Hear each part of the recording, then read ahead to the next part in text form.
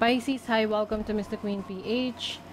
Titingnan natin kung ano yung mga blessings, opportunities, and good luck na parating sa inyo sa loob ng isang taon, starting June 10, 2025 to June 29, 2026. Dahil meron tayong auspicious na transit, which is Jupiter entering the sign of Cancer, starting June 10, 2025. So, Jupiter is the planet of luck, abundance, opportunities, expansion. Papasok siya sa sign ng Cancer, which is very positive connection kasi ang Cancer is very supportive, nurturing, and caring doon sa mga prinsipyo or mga kagustuhan ng energy ni Jupiter. Kaya tinatawag silang auspicious transit. And this is also about exploring your deeper desires, no? Yung mga heart's desires mo na gusto mong makuha, ma-achieve. So for you Pisces, this is happening in your 5th house. So if you are a Pisces rising or Pisces sun or moon, doesn't matter, pwede ka naman mag-resonate dito. So, for you Pisces, this is happening in your 5th house of having fun. This is enjoyment. So, isa-isahin natin kasi yung iba sa inyo, maaring itong energy ni Jupiter is blessing your dating life, no? So, yung iba sa inyo, maaring papasok kayo sa isang relationship na enjoyable type of relationship or getting to know someone romantically. Some of you naman, pwede rin, this could be a baby, no? If you are manifesting to having a baby. Kung gusto nyo magkaroon ng anak. But of course, kung wala yan sa plano nyo, you have to be careful kasi si Jupiter ay, nag-bless ng baby. 5th house is about children. Some of you naman, kung meron na kayong anak, you will be blessed, yung mga anak nyo, no? Mabibless sila ng mga opportunities. So, pwedeng scholarship, or meron silang mga achievements na kung saan ay makaka-apekto rin sa'yo in a positive way, in a good way. So, the 5th house is also about your creativity.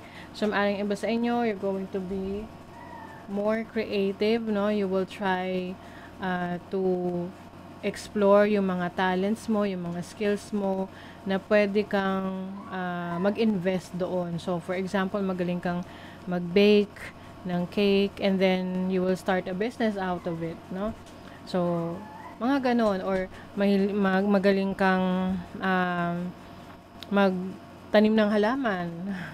Tapos, pwede kang mag-start ng business, ng paghahalaman, pagtitinda ng mga iba't ibang halaman. So, any type of interest and skills na pwede mo siyang gawing negosyo or gawing source of income. However, yung iba sa inyo kasi, meron ditong challenging aspects sa 10th house ninyo. Kasi na-activate dito yung energy ng Sagittarius tsaka Pisces kasi Jupiter rules Sagittarius and Pisces.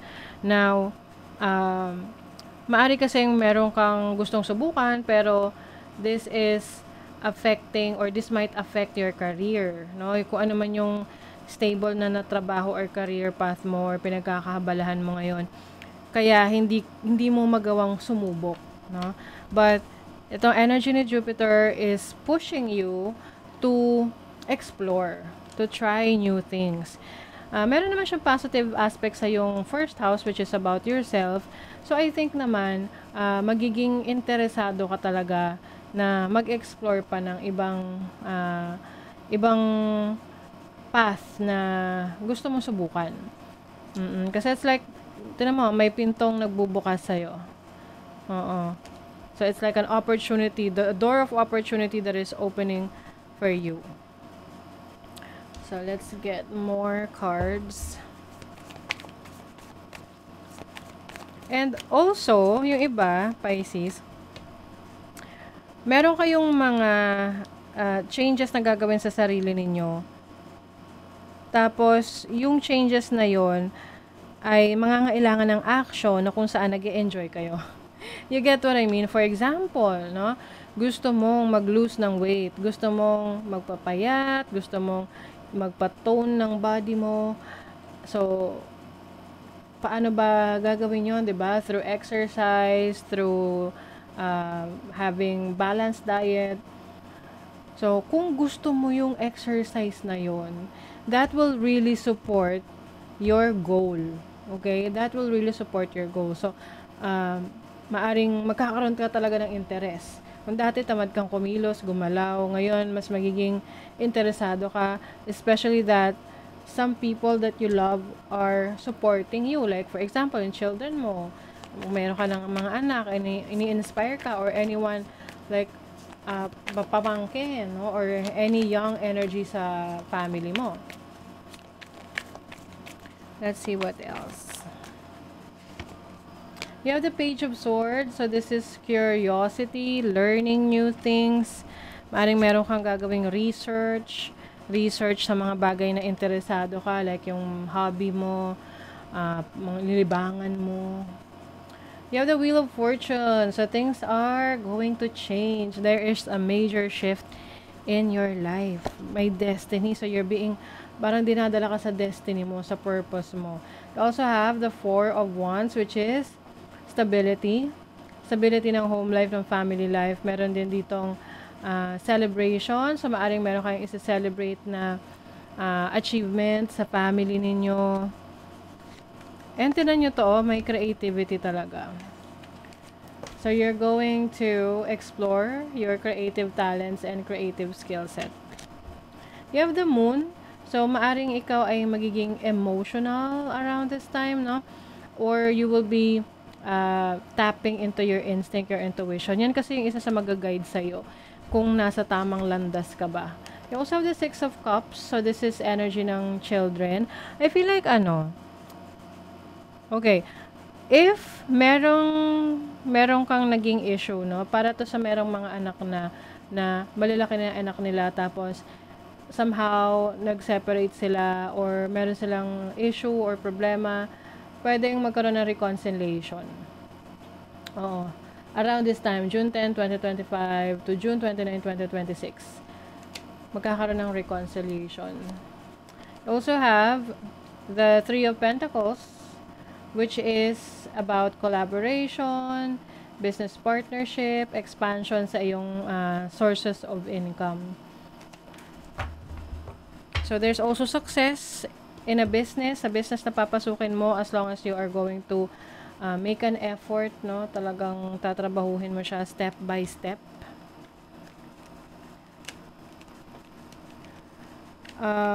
Possible rin na merong magbalik, no? Magbalik from the past. Someone na nakadate mo in the past. Okay? Lalo na kung naging katrabaho mo siya. Pwede kasing magkita ulit kayo sa trabaho. Dati mong ex mo dun sa dati mong work, tapos makikita mo ulit. So, nasa sa'yo yan kung and how are you going to handle that.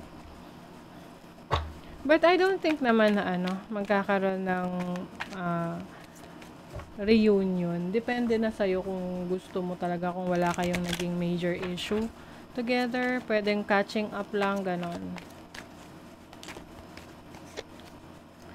Expanded awareness. So, this is your spiritual awareness. Pwede rin nag-expand yung knowledge mo. You also have rites of passage. Oh, okay. Parang ganito rin yung energy ng, I think, Aquarius, no? Pwedeng meron ka rin Aquarius sa yung natal chart. So, this is major change, major transformation, especially sa belief system and spirituality. So, maari ring nag-upgrade ka ng iyong galing, ng inyong talento, kaalaman. Let's see what else. Shine! Oh my God, you're going to shine, Pisces. It's your time to shine. Part ng transformation nyo yan. Yung kayo naman ngayon, nasa inyo naman ngayon ang center of attention. Kayo naman ay i-recognize. Marami nang makakapansin sa ginagawa mo. Pwede ring merong fame, no? Popularity around this time. Kung ikaw ay nasa social media, You will gain new community, or mas dadami yung supporters mo, followers mo, subscribers mo if you are into social media. And also, I see like a sense of direction. Merong clarity dito sa gusto mo ng seryosohin sa buhay. Like a path na gusto mo na talagang dun ka pumunta. Okay? So that is your reading, Pisces. Thank you so much. See you again.